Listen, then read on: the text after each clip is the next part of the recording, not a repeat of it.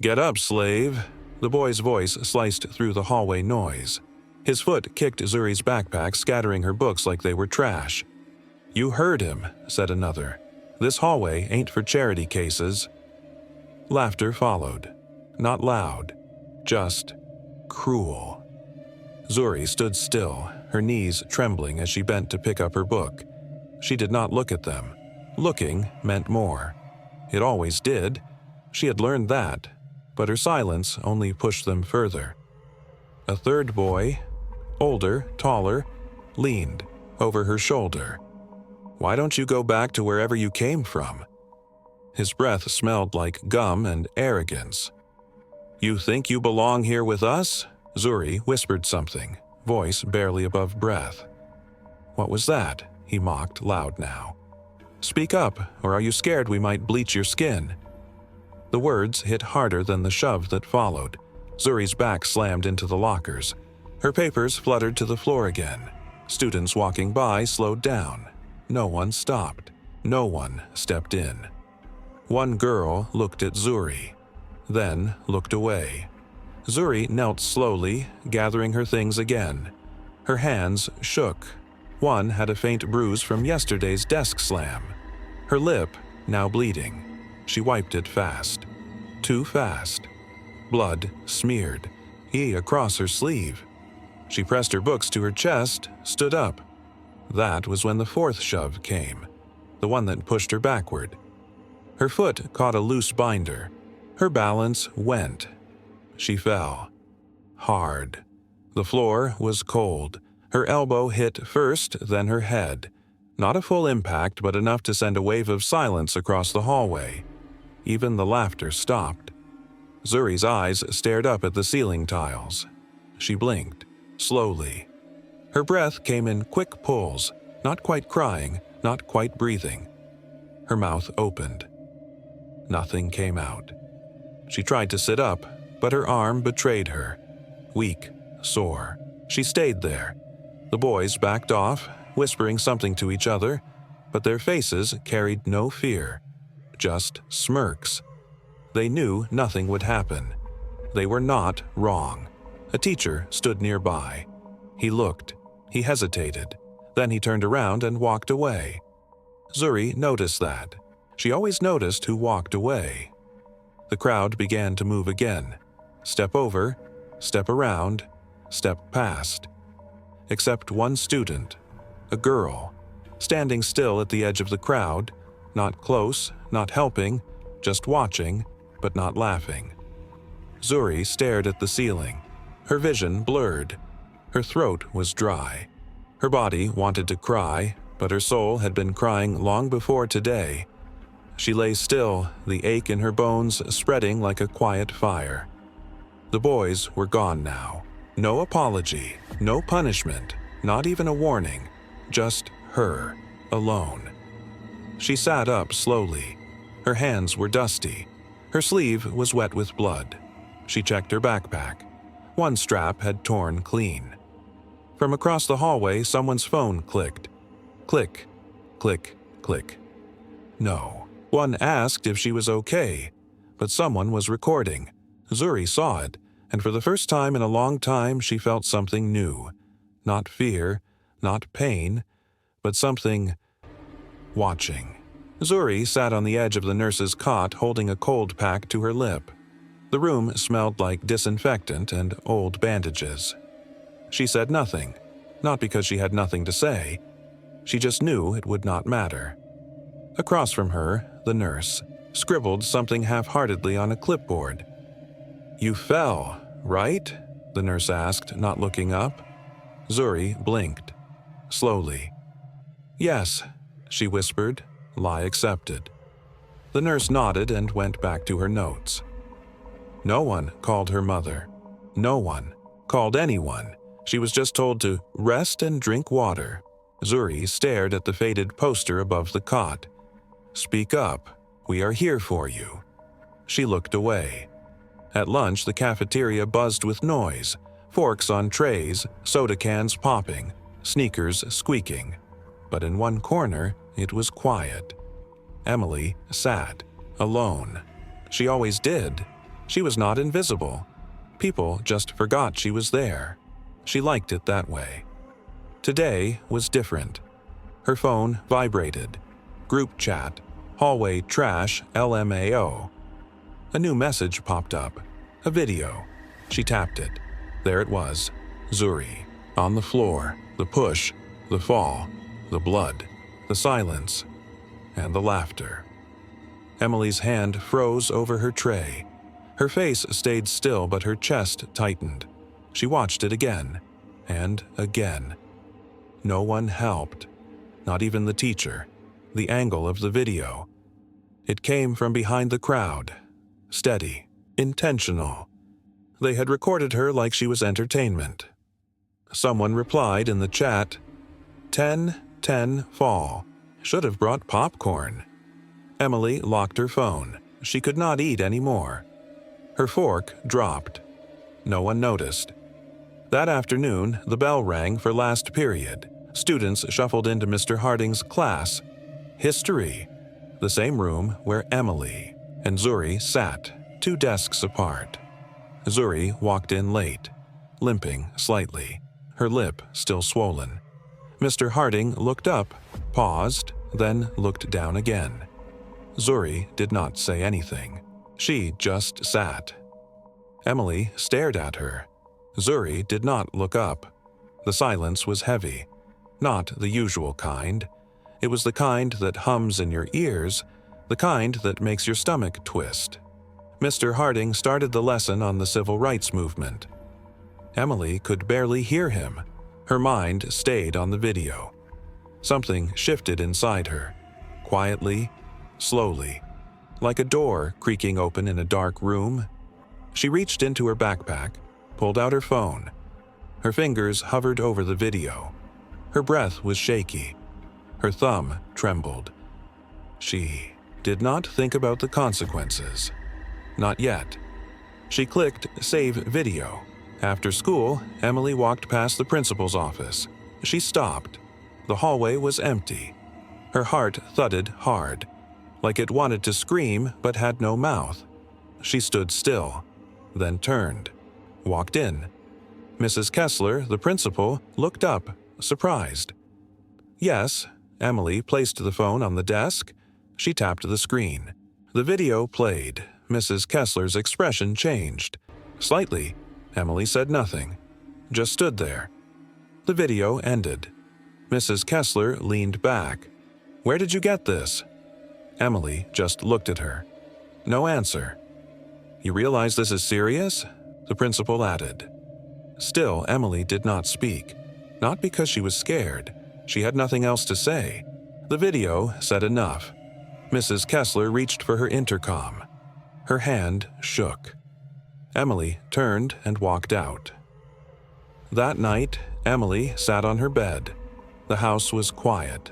Her parents were in the living room watching the news, unaware. She stared at her screen. The video was still in her gallery. She opened her Instagram, then TikTok. She uploaded it. No caption, no hashtag, no filter, just the truth. Then she locked her phone, placed it screen down on her desk, and lay back. She had never felt so awake. By morning, everything had changed. Students flooded the hallway. In small groups, phones out, heads together. Murmurs echoed. Eyes darted. Zuri stepped through the front doors, her backpack stitched but still ripped on one side. She felt it immediately. The attention. Whispers. Side glances. She walked slower. A girl held a phone in front of her. The video played again. Zuri froze. Her own fall. Her pain. Her silence. It was everywhere. She turned, started to leave. Then stopped. Behind her, another girl walked in. Emily. For a second, they locked eyes. Zuri searched her face. Confusion, curiosity, fear. Emily said nothing, just nodded, barely, and kept walking. That was the moment it clicked for Zuri. She knew who had posted it. The principal made an announcement by third period. All students are expected to treat one another with respect. We are aware of a recent video circulating. No apology, no direct words, just hollow noise. But by then, it was too late. The video had passed 200,000 views. Local bloggers were sharing it. Black student attacked at school. No one helped. Comments poured in. Teachers began pulling students aside. Parents started calling. And in the middle of it all, Zuri sat in class, silent. Emily sat behind her, just as silent. But the silence was different now. It was not fear anymore. It was power. The video had reached over 2.3 million views by Thursday evening. No hashtags, no narration, just 38 seconds of raw silence. No one tagged Zuri. No one had to. Her fall had been watched, paused, looped, and dissected by strangers all across the internet. News anchors described her as the silent girl who shook a system. But Zuri had not said a single word, and she did not plan to. By Friday morning, reporters were outside the school. Microphones, cameras, folding chairs. Some of them brought coffee carts. "Can we speak with you for just a second, sweetheart?" Zuri walked right past them. Hoodie up, head down. Books held tight against her chest. She had not returned any calls. Not to the local paper. Not to the morning shows. Everyone wanted her voice. She gave them silence. Emily, meanwhile, was getting the opposite. Snitch. White savior complex. Bet she only did it for likes. Her phone was a mess. Texts from unknown numbers, threats, jokes, and even DMs pretending to be allies. One message said, "You turned on your own kind. Hope it was worth it." She stared at it for a long time, then deleted the app. She could not eat at school anymore. People stared too long, or whispered just loud enough.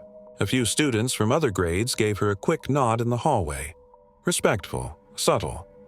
But her classmates, they just acted like she had become radioactive.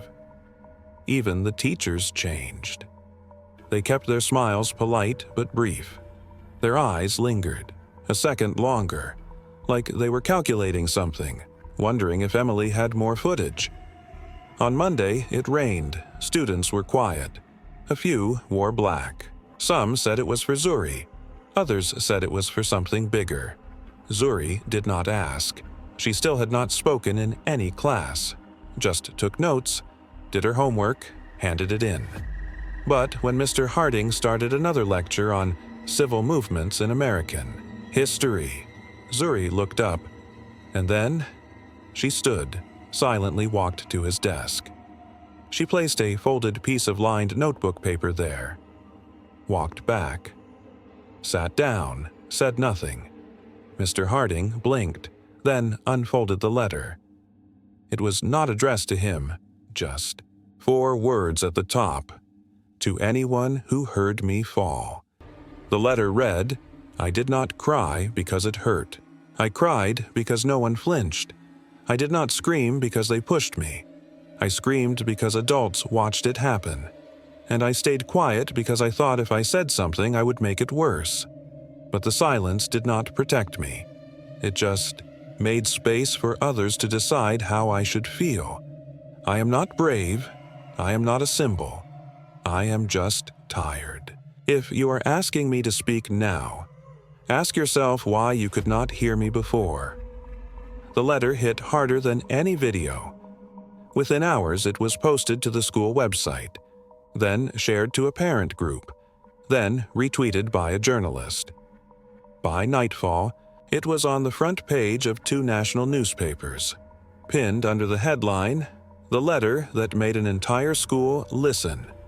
But not everyone wanted to listen. Some parents began writing emails, angry ones. "This is not the school's fault. She's dividing the kids.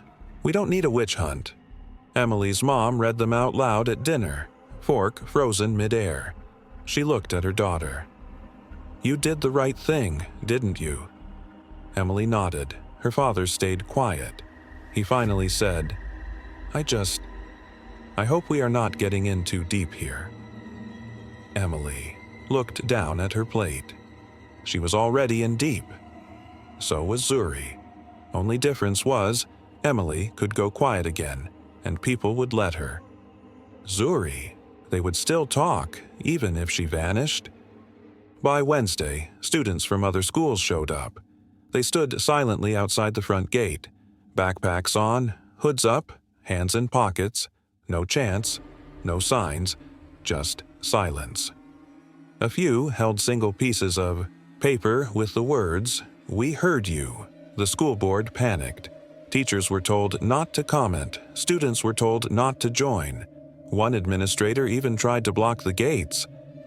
A girl from a nearby school, no older than 15, just stepped. Aside, no yelling, no fighting, just presence. Inside the building, things tightened. Security guards started walking the halls. Announcements came more often. Zuri noticed the shift, but she said nothing. She had already spoken.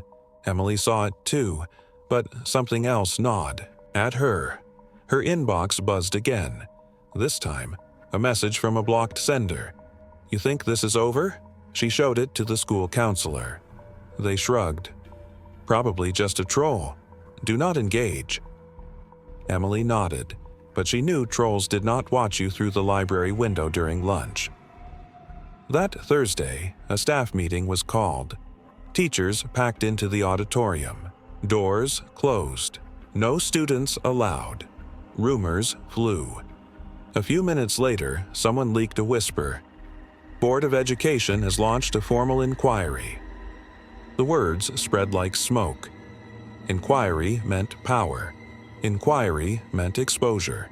Inquiry meant someone was finally going to ask questions the school had been dodging. Students whispered. Teachers braced. Parents picked sides. Zuri sat at her desk. She folded a new piece of paper. No words this time, just a drawing, a figure falling, and another, standing next to them.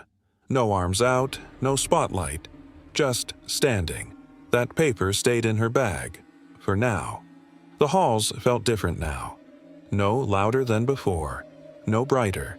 But every footstep echoed just a little longer. Every locker shut felt heavier, as if the building itself had started listening. By Monday morning, the front office looked like a press room. The school board's official investigation was underway.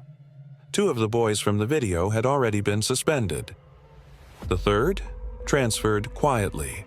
No warning, no statement. Miss Lang, the gym teacher who turned away during the attack? Gone. Just an empty desk in the staff room. Zuri did not react. No celebration, no relief. Just that same calm stillness. She had not smiled. In days, not even when one of the janitors passed her a folded note after lunch that read, "My daughter watches you walk to class every day. She said you make quiet look brave." Zuri tucked it into her journal. No reply, no post, just another reminder. People were watching and listening now. But it was Emily who had changed the most. Her silence was no longer fear. It had shape now, direction, weight. She did not try to speak in class. She did not explain herself in group projects. But every time someone made a joke, rolled their eyes, whispered something behind Zuri's back, Emily looked them dead in the face. She never raised her voice. She just stared long enough for them to look away. One by one, they did. Then came the summons. A printed note slipped under her classroom door.